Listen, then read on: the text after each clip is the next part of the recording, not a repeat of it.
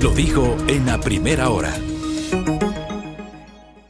7 de la mañana con 18 minutos. Es momento de hablar de la reconstrucción de los hechos del caso de los 4 niños de las Malvinas, y para eso ya se encuentra conectado vía Zoom Billy Navarrete, director ejecutivo del Comité Permanente de Derechos Humanos de Guayaquil. Billy, muchísimas gracias por su conexión a este noticiero a primera hora, y quisiéramos entonces iniciar conversando o preguntándole qué es lo que ocurrió, cómo vio la reconstrucción. Duró más de 12 horas del día domingo. Buenos días. Sí, buen día. Efectivamente fue una larga jornada que inició a las 8:30 del domingo y concluyó hacia las 7:30, 8 de la mañana de ayer lunes.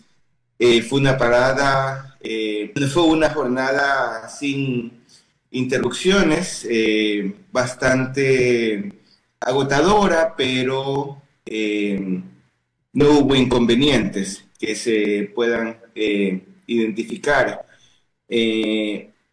Requirió una enorme cantidad de elementos de la policía, de tránsito, de las Fuerzas Armadas también, para el control del área y las garantías del aislamiento, especialmente la vía 25 de julio, que es fuertemente transitada y que, digamos, permitió el desarrollo de la diligencia judicial con la presencia de los 16 militares de la aviación acusados de desaparición forzada, porque esa es, digamos, el proceso judicial dentro del cual se ordenó esta reconstrucción y que inicia con el hecho de la detención. Entonces había ahí al menos 2 vehículos, 2 camionetas que están identificadas, que trasladaron a los chicos y que estaba, digamos,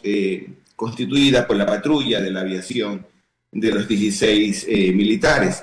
Entonces, cada uno de los acusados tuvo el derecho de dar su declaración in situ, ahí, y reconstruir paso a paso lo que, según ese relato, digamos, individual, señalaba.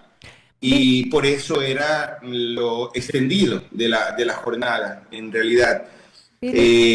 Cada uno de los acusados estuvo acompañado de su defensa y la daba directamente al equipo, que fue un equipo numeroso de agentes de la Fiscalía en el ámbito de la criminalística, que son, digamos, es un aspecto técnico, ¿no? que se garantizó. Billy, dentro de esta reconstrucción de los hechos, ¿se pudo tener nueva información, nuevos detalles, nuevos datos para las familias, sobre todo para las familias, para conocer qué fue lo que pasó ese día y por qué fueron trasladados, por qué fueron detenidos arbitrariamente y posteriormente asesinados los 4 niños de las Malvinas? Bueno, no hubo grandes hallazgos en realidad. Los acusados reincidieron en su versión dada ante la Fiscalía y el juez antes, y que da cuenta, por ejemplo, de la presunción del robo en esto, que da cuenta de que ese hecho... Ellos se mantienen entonces en que hubo un robo, en que habían sido detenidos en flagrancia. Los militares se mantienen en esa, digamos, en esa hipótesis que habían presentado en el inicio. Sí. Eso volvió a ser parte de la argumentación que motivó también la detención, según ellos, en esto. Esta diligencia es bastante importante porque permite compaginar todo la evidencia que se había venido acumulando por parte de la indagación fiscal previamente.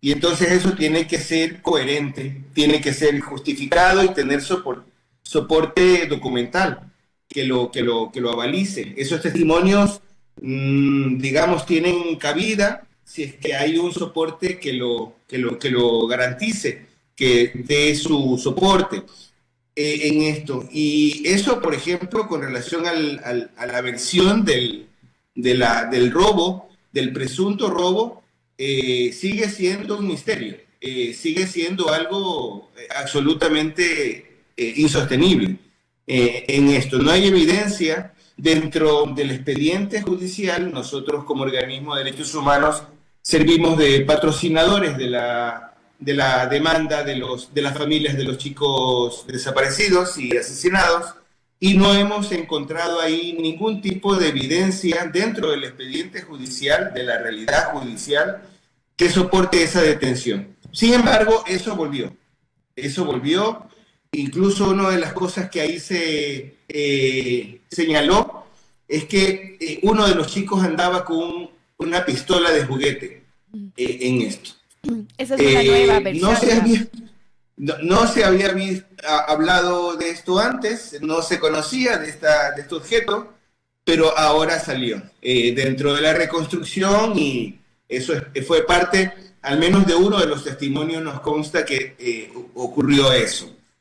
Y otra de las cuestiones, ya teniendo en cuenta, ya digo, la verosimilitud de la indagación, es que ya en Taura, el lugar donde ellos dicen haber abandonado a los chicos, queda a unos 25-30 minutos del poblado.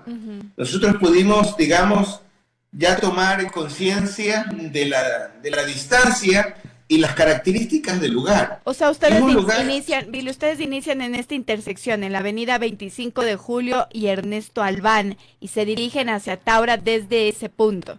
¿O hay un punto intermedio? No, fue un recorrido ininterrumpido.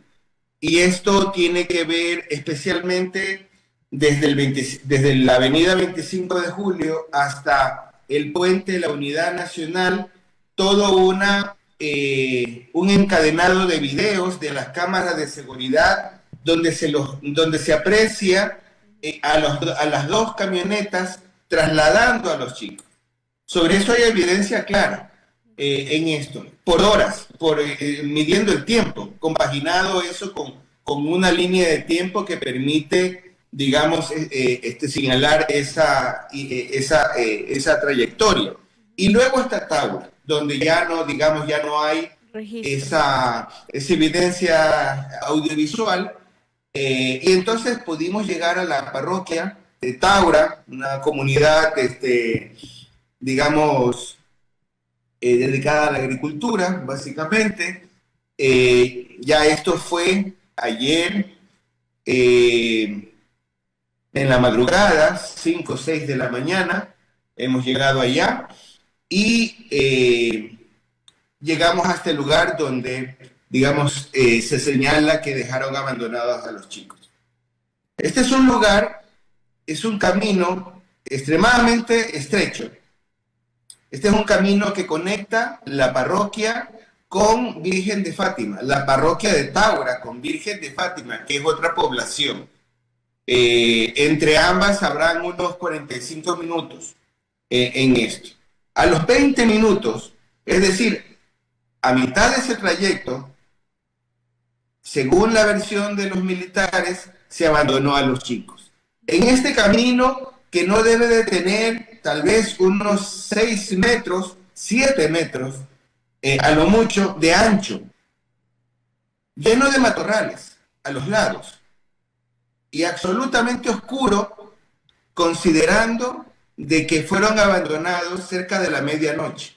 Una cosa absolutamente descabellada, porque según la versión de ellos, había un árbol que se había caído y había interrumpido el trayecto.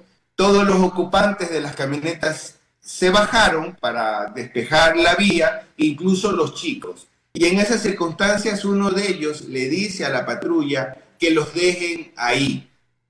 Y estos 16 militares obedecieron ese pedido. Algo que no tiene sentido. Estaba cerca, este lugar en donde los dejan, está cerca, digamos, de viviendas, ¿Cómo es el lugar? ¿Cuánto se tuvo que caminar tal vez para llegar hasta la primera vivienda? ¿Está cerca de qué lugar en donde los dejaron? Sí, está literalmente a medio camino entre la parroquia rural de Taura y la parroquia de Virgen de Fátima. En esto, está a mitad de camino. Ujú. Es un camino estrecho, no hay absolutamente nada. Es decir, Sino ¿cuánto les vegetación. cuánto les habría tomado a Josué, Ismael, Nehemías y Steven a llegar hasta una primera, digamos, a una primera casa en donde supuestamente pues se encuentran con un primer morador, ¿verdad? Sí, 20 minutos, de 20 a 25 minutos. Porque Desolado, pues, sin luz. sin luz, absolutamente a oscuras. No hay alumbrado en esto. Y ahí la patrulla, según esa versión, dejó a los chicos golpeados. Bueno, ellos no dicen que lo dejaron golpeados, supuestamente quedaron intactos, pero los dejaron ahí. Ya el morador de Taura, que les presta el teléfono, es que dice que los encuentra ya en Taura, donde habita él, que estaban desnudos, que estaban golpeados y que, digamos, pedían comunicarse con su pariente. Y es cuando les presta el teléfono para que hagan esa llamada. Y desde ahí es que luego vienen estos sujetos desconocidos aún y se los llevan para finalmente luego el 24 de diciembre encontrarlos entre los matorrales, lastimosamente. Billy, se conoce también que existieron ampliaciones de testimonios previo a la reconstrucción de los hechos. Hubo nuevos testigos, como la persona que había verificado que era la persona que prestó el celular. De hecho, había pedido que se reserve su nombre porque había recibido algún tipo de amenazas. Todas las diligencias previo a la reconstrucción de los hechos ya fueron subsanadas. Yo sé que este es un proceso judicial que podrá retomar nuevamente, digamos, ciertos testimonios y demás, pero las diligencias previo a la reconstrucción de los hechos ya fueron subsanadas, ya están finiquitadas. ¿Qué podemos hablar acerca de ese tema? Bueno, sí, y muy buena pregunta porque permite señalar que esta era la tercera convocatoria, luego de dos previas donde se intentó realizar y debido a que faltaban, digamos, justamente estos plazos previos, las declaraciones, no se realizó en esto. Ahora se realizó con todas las garantías en esto. Ya se han, digamos, recogido la mayor cantidad de pruebas. Ahí estamos, digamos, recorriendo el tramo final, la recta final del proceso. Esto se tiene que, digamos, concluir a finales de este mes, según, digamos, lo establecido la Fiscalía. ¿La reconstrucción de los Inicialmente, hechos? no, la reconstrucción ya se terminó. Ok. Me refiero a toda la parte de la, digamos, indagación fiscal en esto. Eso se tiene que terminar ahora, a finales del mes, para luego ya convocar la audiencia preparatoria de juicio.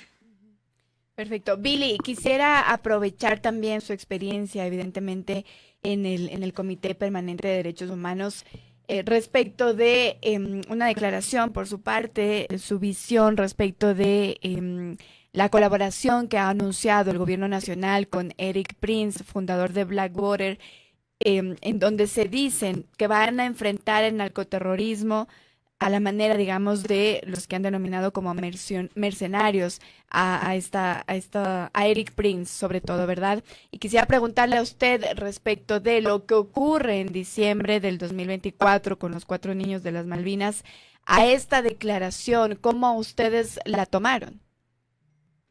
Bueno, es una nueva sorpresa, pero que ya, digamos, ya nos resulta casi natural esta secuencia de anuncios dispersos y disparatados, en realidad, que no tienen ningún otro elemento sino distraer a la opinión pública de temas esenciales. ¿Les preocupa también esa declaración, esta colaboración con Eric Prince? Sin duda, esta es una transnacional de operaciones con personal mercenario en el mundo, altamente cuestionado, porque es una empresa que brinda servicios a gobiernos para, digamos, por encima de la norma, digamos, y obligaciones internacionales en materia de derechos humanos, realizar operaciones terroristas. Esta es una organización terrorista y que, digamos, cuestiona, lacera, afecta directamente el respeto que le debemos a las Fuerzas Armadas y que le debemos a la Constitución, en realidad. Por eso digo que es un disparate, por eso digo que es un globo, digamos, distractor de los elementos cruciales que nos deben a los cuales el gobierno debe de concentrarse en atender. Esto no tiene ningún sentido. Es más, creería que el propio gobierno de Estados Unidos se va a resistir debido a la enorme cantidad de fondos que el propio gobierno le ha entregado el propio gobierno de Estados Unidos le ha entregado a las Fuerzas Armadas del Ecuador para responder a esta crisis, y sobre lo cual hay un monitoreo, digamos, muy riguroso. Y no cabe, por daño a la soberanía, por mil otros, digamos, obligaciones, que un ente externo, privado, con fines de lucro, entre en esta operación por encima de la ley. No tiene sentido. Bien, Billy, queremos nuevamente agradecer su presencia, su conexión vía Zoom aquí en La Primera Hora. Buenos días. Buenos días, muchas gracias. Conversábamos con Billy Navarrete, director ejecutivo del Comité Permanente de Derechos Humanos de Guayaquil, para hablar sobre lo que hubo el día domingo a partir de las 20:30, la reconstrucción de los hechos del caso de los 4 niños de las Malvinas. Primera plana. Todas las noticias, todas las voces.